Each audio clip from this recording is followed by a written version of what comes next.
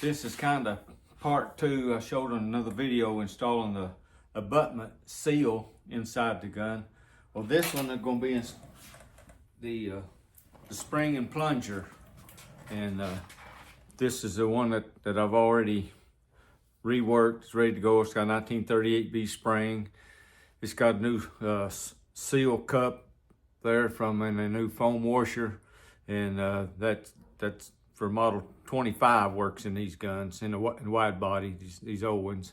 And it's got a 7/64 air tube overboard. And so I'll make a quick video and show you how I install them. Of course, put a little oil on your seal, and you don't have to drown it, and put just a little bit on that. You've got to remember that oil gets in there, it affects gets in that shot tube, it affects the accuracy. So you don't want to get it where it just keeps soaking the barrel down, but you do want some on there. And okay, the biggest trick about these is, of course, this is for those that don't know. There's some guys out there may have a better way, I don't know, but this is, everything is the way I do it. It may not be the way that you would do it, and that's fine. But anyway, you get your rod that will fit up inside there. That's for a guide, and I always put a little grease back here where the lever's going to hit, right back in here on this plate. I'll show you right in there. And on this one, you can see, I don't know if you can see it now or not, but it's got a little wear right in there.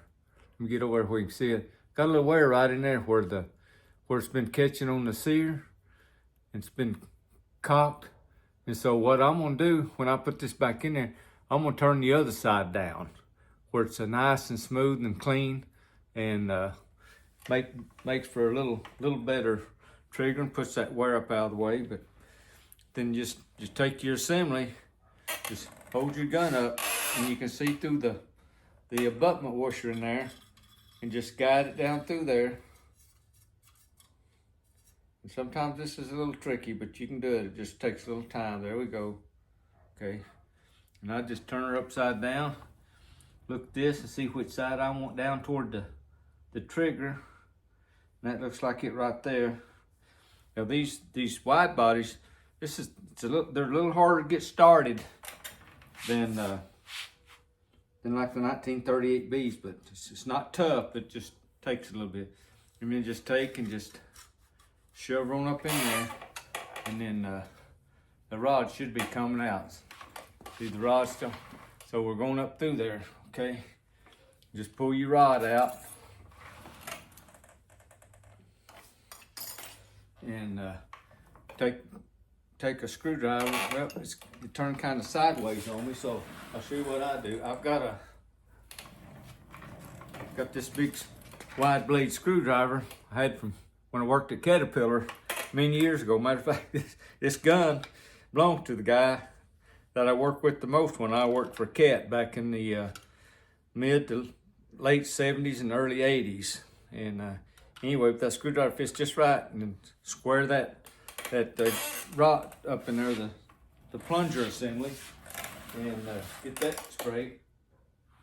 Then on this gun, this is my regular. This is what I use on the 1938Bs and about most everything, except when you get to these wide bodies, it's narrow down in there. You'd think being a wide body would be wider, but it's not.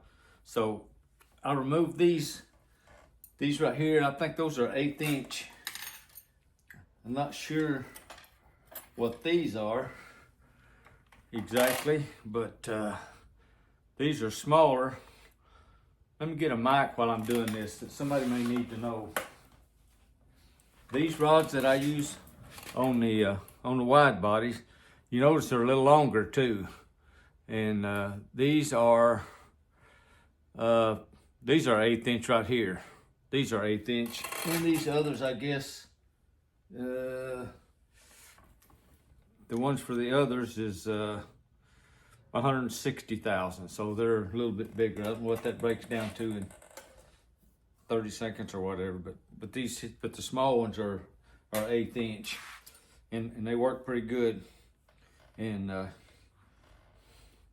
you have to fit them down in there. And sometimes I have to get back here where you can kind of see. Just take my tool off, look down in there, and place them down in there. Make sure they're on the spring, and then fit my tool back up here. But like I say, they're a little different. And let me find my spring anchor. Okay, now here's my spring anchor. And remember, if you can see that, yeah, that curved part will be facing you when you put it in. It'll go just like this. You go in the gun just like this. And in these, they don't have a cross pin that it hooks into. It's got a notch up in there.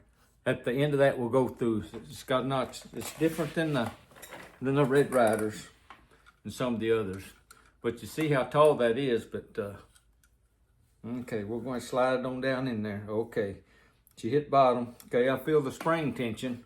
Okay, I'm gonna push it down till I see the spring. She's a little stiff because of 1938B. Okay, felt like it went in, but before you go any further, you need to pull it out. And you need to get your flashlight. In my case, you need to.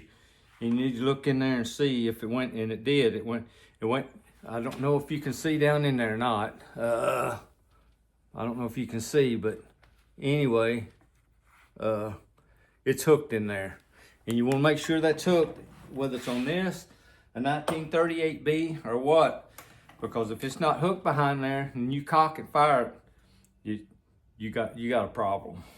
So it can be overcome, but it's just something that you can avoid by just simply looking and make sure that spring anchor is hooked behind the pin or in the slot where it's supposed to be on these wide bodies. But anyway, there we go. We got that installed, got that much done.